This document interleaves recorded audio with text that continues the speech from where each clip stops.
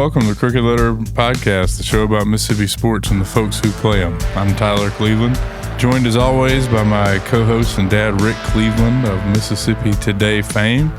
Got an exciting show for you today. It's kind of a grab bag as we look around here at the end of summer. Dad, the football news is starting to pour in. It's starting to fill up my timeline.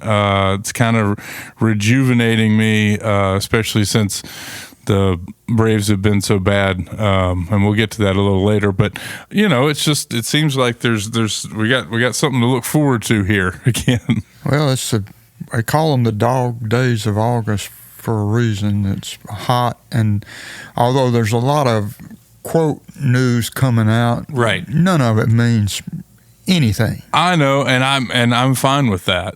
Yeah. You know what I mean? It's a lie I tell myself every year, and I'm just going to keep telling myself. But the big thing is, like, my baseball team's pretty much shut it down. All the majors are over in golf. So, here we are. Also, I don't know if you noticed this it was pretty cool this morning.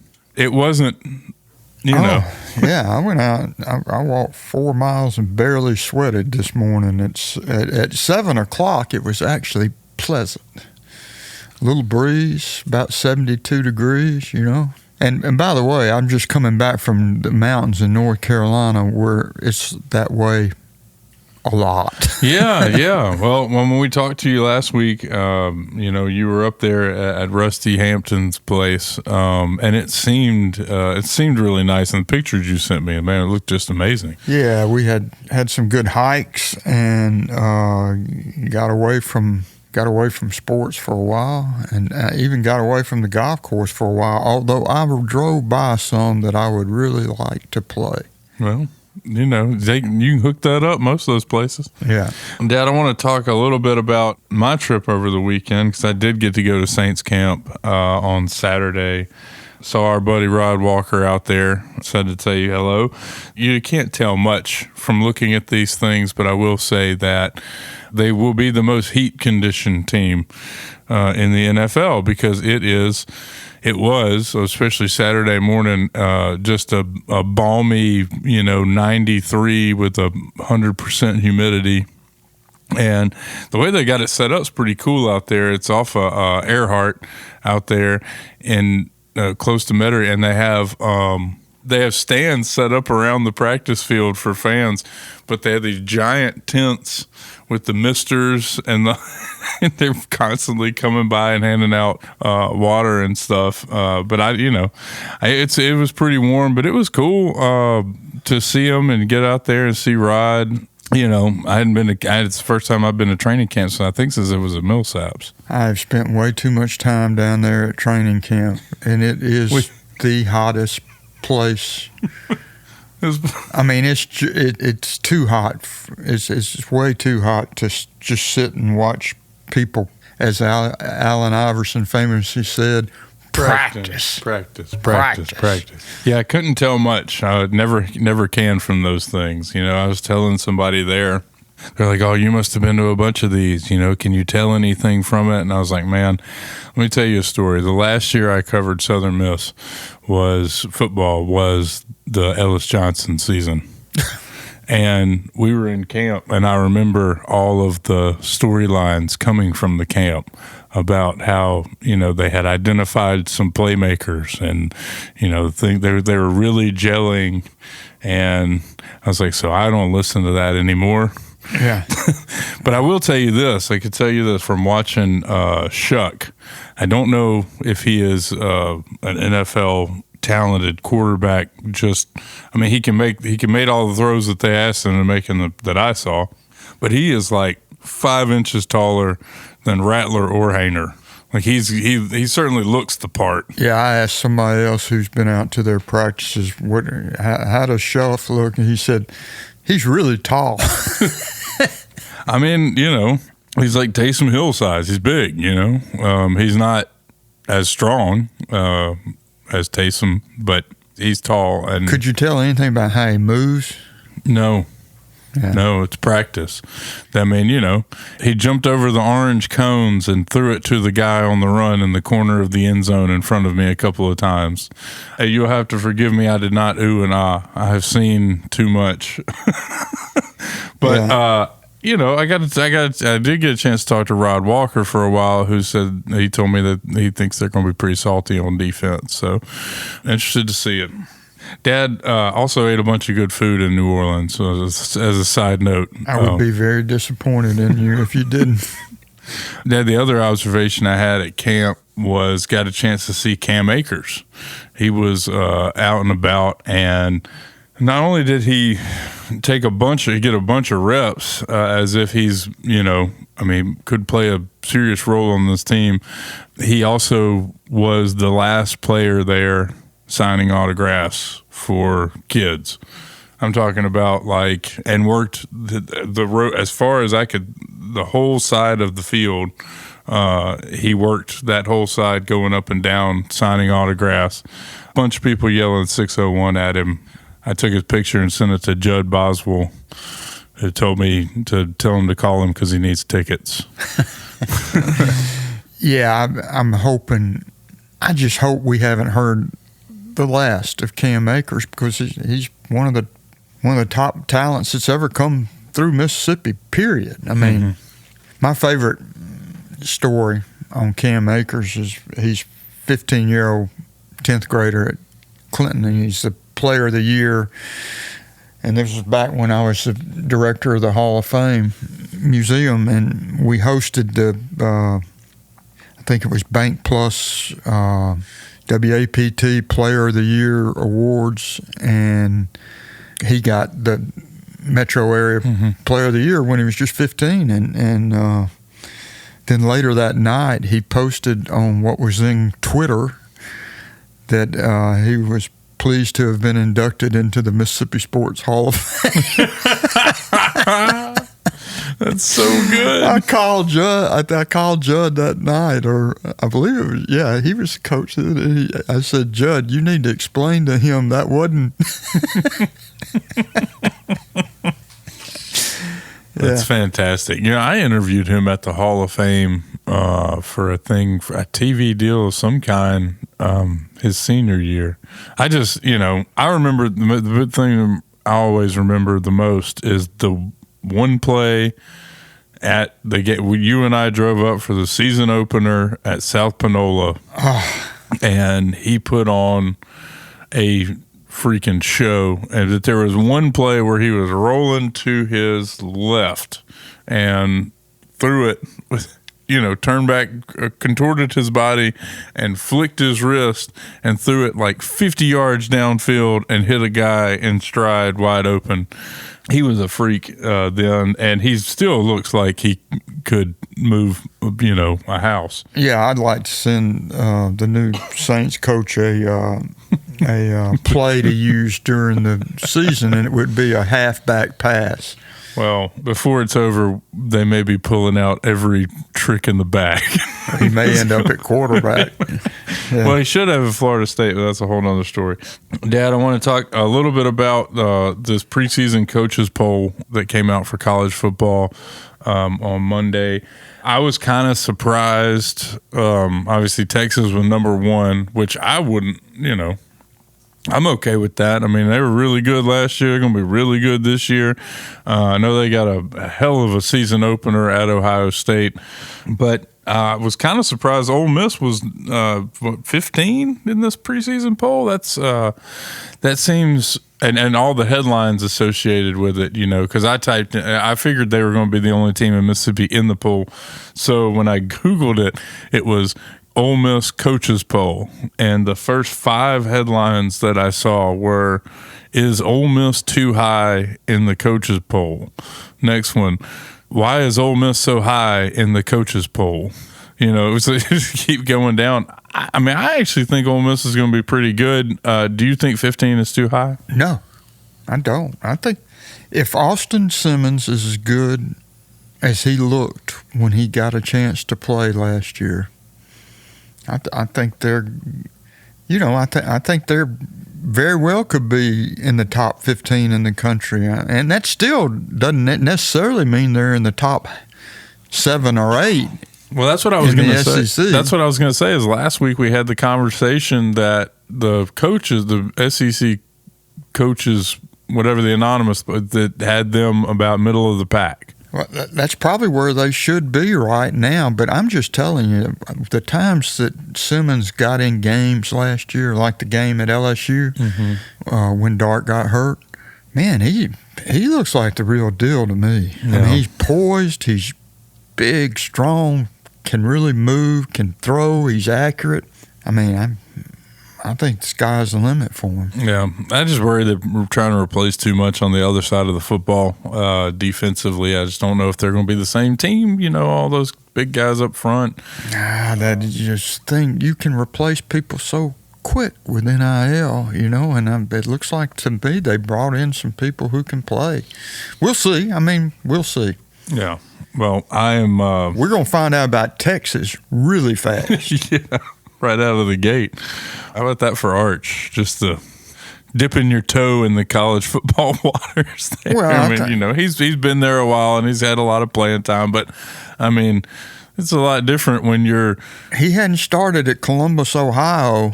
No. Against the defending national champions, who probably have 9 NFL players on the defensive side of the ball. Just 9. Yeah, I'm not maybe in this next draft. Yeah, I got you. yeah. I mean, but I tell you one thing, I sure want to. As it turns out, I think that game might be at the same time as the Southern Mississippi State game, which, yeah. You know what? I bet you I can find a way to do both. Yeah, I bet you. I mean, it's 2025.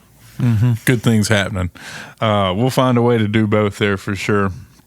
Speaking of Southern Miss, I want to give a shout out to our buddy Andrew Abity, who is in his last week in Mississippi. Andrew took a job. He's been with the Pine Belt News now for years and years. Done a great job. He is leaving to go cover Florida basketball and baseball for the Gainesville Sun. That's right. So he is dipping his toe into the Gannett pool, and we are going to pull for him, pray for him. More important. That might be more appropriate. But he is. I'll tell you what, wherever he goes, he'll land on his feet because he's pretty good at his job, and we're going to miss him. You mentioned Southern Miss and made me think about it. The other thing I want to talk about, Dad, before we get out of here today is the Braves. I know that I teased it earlier, and I know all of our listeners have stayed on the whole podcast to hear our take on a team that is almost 10 games below 500, way past the trade deadline. Are you surprised at all that, because you still watch, I was at your house last night, you were watching the Braves last night. Yeah. I mean, there's something intriguing about a train wreck. Well, they were basically running a AAA lineup out there last night. There has been some bright spots, and one is Hurston Waldrop, who started the other night and pitched really well. He did. He was an early first-round draft pick for a reason. I mean, he was, he wasn't an early. He was their first pick of the draft a couple years ago for a reason. I mean, he's got it. He throws hard, and that split-finger fastball he throws just drops off the earth. It's really nasty. He got brought up last season in too early. He wasn't ready. He looks more ready now. We'll see. But, I mean, Tyler, I got to tell you, we said last season that we would never, ever see a Major League Baseball team decimated by injuries the way the Braves were last year. Well, we've seen it worse this year. I mean, it's been bad. I don't know if it's been that bad, huh? Well, they've lost their whole starting rotation. Just to start the entire rotation. Just the entire rotation. They started the season without their best player, Ronald Acuna, and he's out again. Just the latest the latest was our Mississippi guy, Austin Riley. Yep. He's out. Practically everybody except for Olson, the first baseman, has missed significant playing time. And the shortstop, who is a great shortstop, but really cannot hit his weight. Well, there's a couple guys in that lineup that can't hit their weight all of a sudden. So yeah, I'm interested to see which direction they go. The two questions I have remaining about them for you is, A, were you surprised that there weren't any deals at the deadline for the Braves? I saw the headlines where the GM said they can't force trades.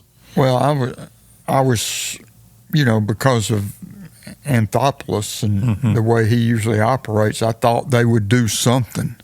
But apparently they cast out, they cast out plenty of bait, but nobody took it.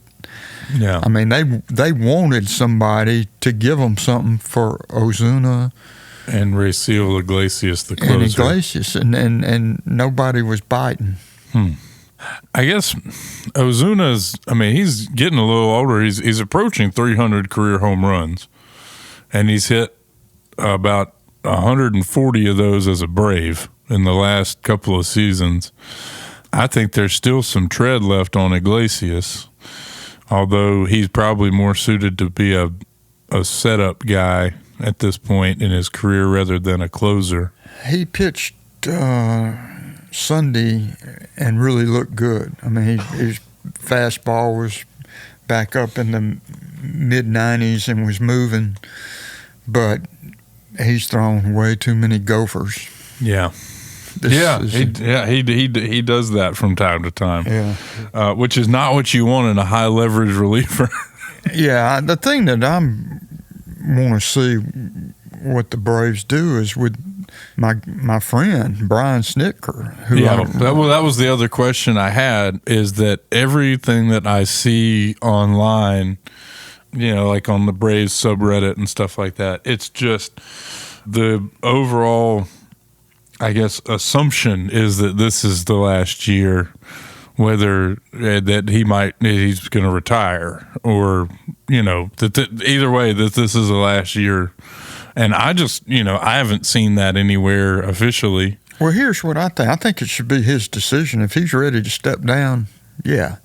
But again, I don't know of any manager in my 60-plus years of watching Major League Baseball who's had to deal with what he's had to deal with over the last two seasons as far as injuries.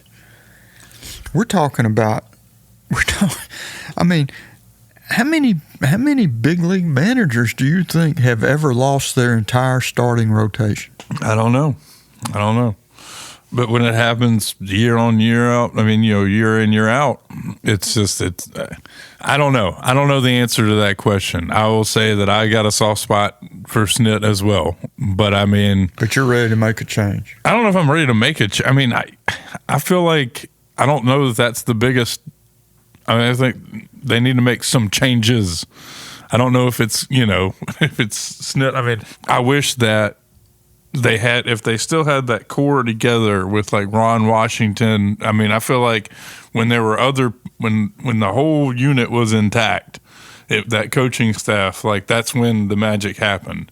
And you see guys leave and take other opportunities, and they made some other changes, and it just, for whatever reason, the guys that were playing well when healthy are now healthy and not playing well.